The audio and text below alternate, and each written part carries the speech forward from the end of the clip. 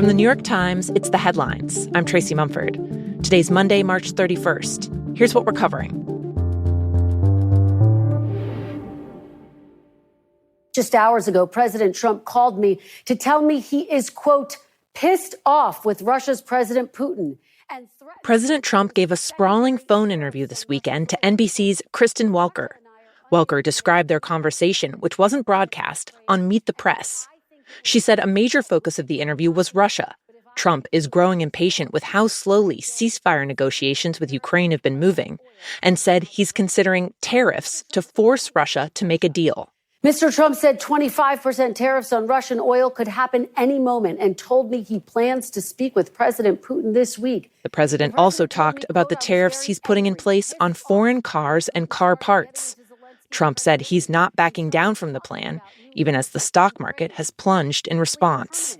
And on fears of foreign automakers raising prices, quote, I couldn't care less if they raise prices because people are going to start buying American-made cars. Trump acknowledging that prices might go up was a rare admission that his economic policy could cause economic hardship for Americans. In the interview, the president also claimed that a lot of people want him to serve a third term, even though the Constitution says he can't.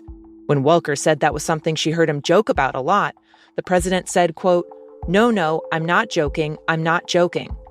Though he also said he was focused on his current term at the moment. Over the weekend, the Trump administration also doubled down on its insistence that the U.S. will take control of Greenland. Vice President J.D. Vance made a 3-hour-long visit to the island. A U.S. delegation was originally supposed to take a much longer trip that would have included stops at cultural sites and a dog sled race, but that was scrapped after local residents said they planned to protest. Instead, Vance only visited a U.S. military base there. In a speech, he framed the region as critical for U.S. national security. We know that Russia and China and other nations are taking an extraordinary interest in Arctic passageways and Arctic naval routes. Vance also took aim at Denmark, which largely oversees Greenland. Our message to Denmark is very simple. You have not done a good job by the people of Greenland. You have underinvested in the people of Greenland. That has to change. In response to the Trump administration's repeated assertions that the U.S. will get Greenland, the territory's prime minister said yesterday, quote, Let me be clear, the United States will not get it. We do not belong to anyone else. We decide our own future.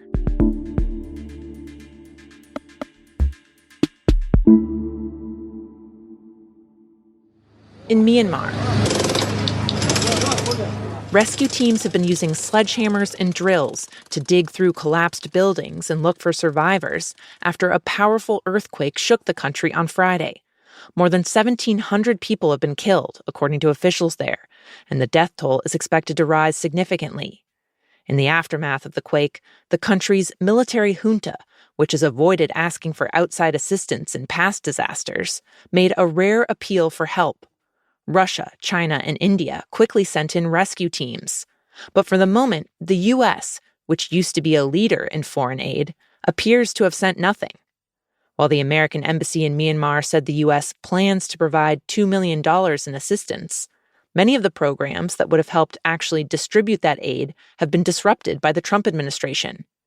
And in Washington, a handful of USAID employees who were trying to coordinate a response to the quake got emails as they were in the middle of their work telling them they were laid off. A former top official at USAID told The Times that the lack of support could undermine America's relationships in the region. He said, quote, If we don't show up and China shows up, that sends a pretty strong message.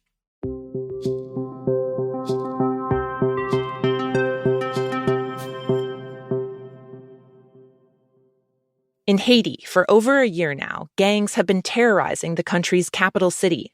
They've taken over whole neighborhoods, murdered hundreds of people with impunity, and Haiti's police force has been overwhelmed, in part because they're essentially outgunned. Experts say that there are up to 500,000 illegal firearms in the streets in Haiti. And the big question is, how do they get there?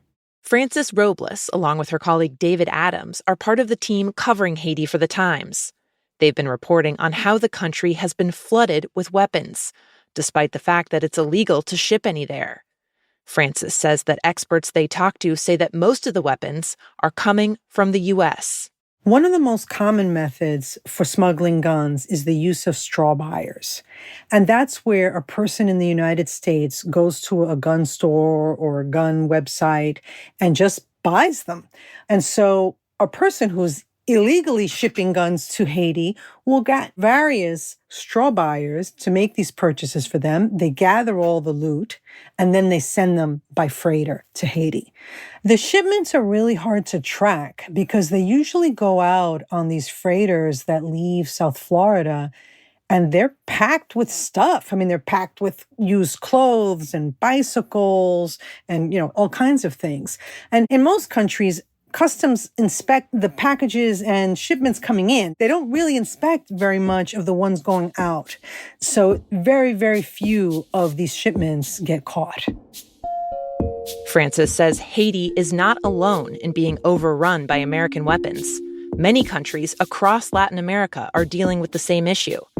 In Mexico, for example, most of the guns recovered from crime scenes come from the United States.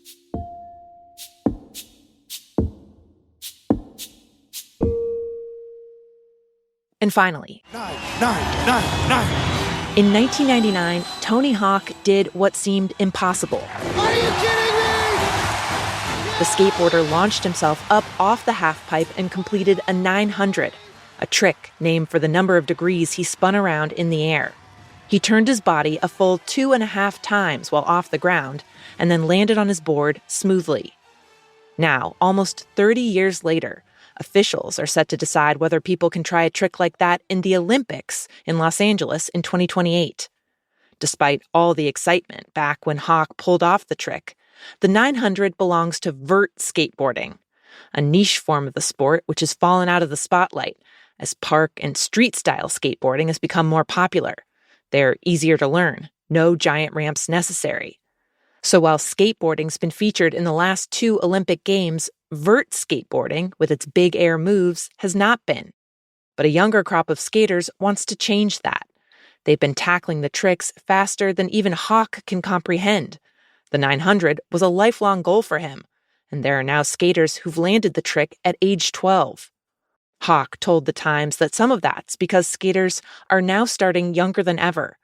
Where kids used to be told skateboarding was a bad influence, now they're encouraged. There's whole dedicated training facilities.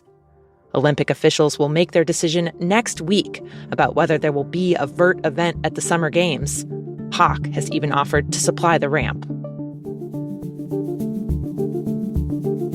Those are the headlines. Today on The Daily, how the Trump administration is targeting students on college campuses for deportation. That's next in the New York Times audio app, or you can listen wherever you get your podcasts. I'm Tracy Mumford. We'll be back tomorrow.